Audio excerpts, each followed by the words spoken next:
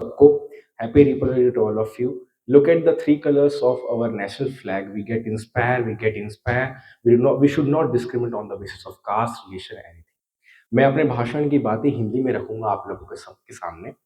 सबसे पहले कुछ पंक्तियां रखना चाहूंगा कि जब जीरो दिया मेरे भारत ने मेरे भारत ने, सभ्यता जहां पहले आई, पहले जन्मी है जहां पे कला, अपना भारत वो भारत है जिसके पीछे संसार चला और आगे बढ़ा.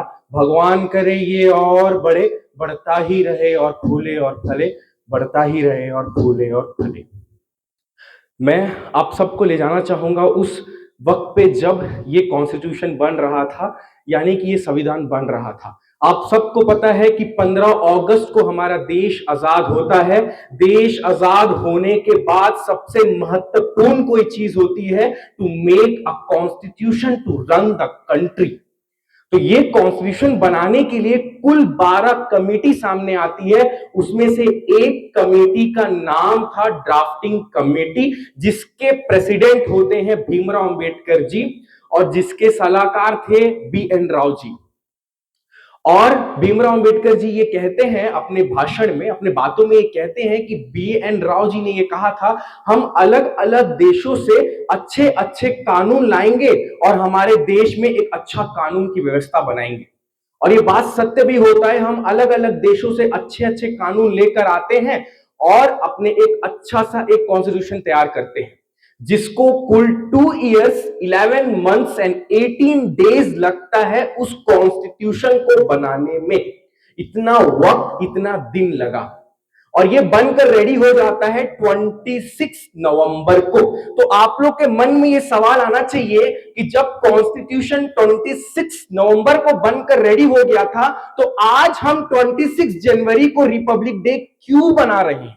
ये आपके मन में सवाल आना चाहिए. इसके लिए आपको फिर से पीछे लेकर जाऊंगा उस वक्त पे जब 26 दिसंबर 1929 की वो रात, जब रावी नदी के किनारे जवाहरलाल नेहरू ये कहते हैं अगले महीने, यानी कि वो जो महीना था वो था 26 दिसंबर, अगले महीने के आखिरी रविवार यानी कि 26 जनवरी को हम देश को पूर्ण स्वराज घोषित कर देंगे, यानी कंप्लीट इंडिपेंडेंस कह देंगे. हम हिंदुस्तान के द्वारा, हम हिंदुस्तानी के द्वारा, यानी कोई अंग्रेजों ने नहीं कहा, हमने ये कहा कि हमारे द्वारा ये देश आजाद हो गया है, हम ये कह रहे हैं.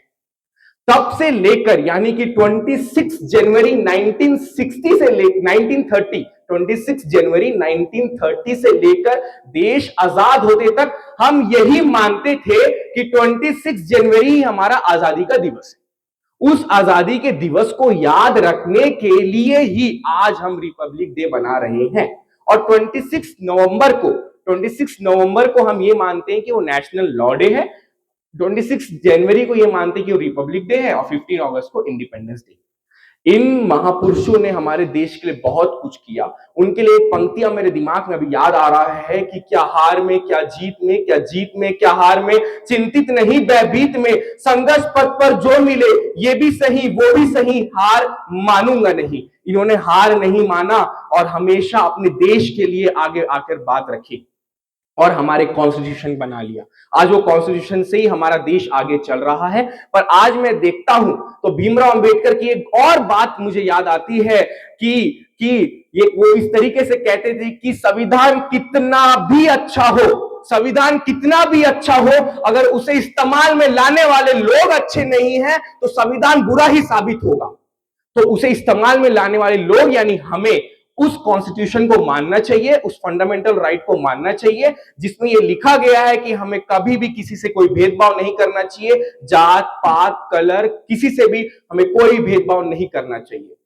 आखिरी में एक पंक्तियां रखूंगा और आपका ज्यादा समय नहीं लूंगा और अपनी वाणी को विराम दूंगा. वो कुछ इस तरीके से है कि मैं आदम और हव्वा की संतान, मेरा वतन मादर हिंदुस्तान में खौफ खा के मर जाने से, बेमौत मारे मर जाने से इनकार करता हूं. मैं इनकार करता हूं ना इंसाफी से, मैं इनकार करता हूं जुल्म से, मैं इनकार करता हूं जात पात से, मैं इनकार करता हूं ऊंच नीच से, मैं इनकार करता हूं तमाम उन चीजों से जो मेरे देश को आगे बढ़ने नहीं दे रहा है. मैं चाहता हूं कि हम सब एकजुट होकर किसी से भी कोई भेदभाव ना रखे और आखिरी में बस इतना ही कहे कि सारे जहां से अच्छा हिंदुस्तान हमारा।